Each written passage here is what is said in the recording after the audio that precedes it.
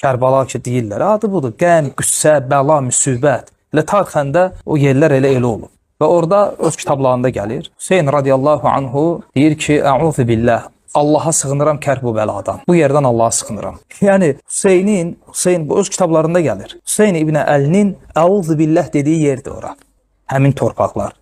Allaha sığındığı yerdir. Bununla əslində sən neynəməsən, normal insan məntiqi ilə adam düşünəndə, sən doğrudan da Hüseyni sevirsənsə, onun o qanının axıdıldığı o torpaq, hansı ki orada başını kəsiblər, sən belə o torpağa nifrət eləməlisən, belə o sevgidən. Amma bunlar neyniblər? Eyni nəsranilər kimi. İddia edirlər ki, İsa'nı xaçda asıblar. Bu xaçda asıblar, sən bu xaçı qır, əz, tulla, sındır. Niyə? Sən Peyğəmbərə orada zülm ediblər, öldürüblər. Yəni bunların etiqadı ilə deyirəm. Amma sən götürsən o xaçı neynirsən?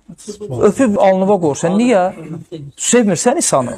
Bunlar da əksinə nifrət eləməkdən, həmin torpağa səzdə edirlər, öpürlər, bədənlərini sürtürlər, türbə deyib içirlər. Hansı ki o torpaqdan Hüseyn radiyallahu anh Allaha sığınıb. Əhlüsünnə mövqeyi bu məsələdə nədir? Məlumdur. Necə İbn Teymiyyə rahimehullah Məcmuəl Fətavada gözəl bir sözü var. Və əhlüsünnə əqidəsi budur bu məsələdə. Deyir ki, kim Hüseynin ölümünə əmr veribsə, onun ölümündə yardımçı olubsa və onun ölümünə sevinibsə, Allahın, mələklərin və qiyamətə qədər lənət edə bilən bütün insanların lənəti onun üzərinə olsun.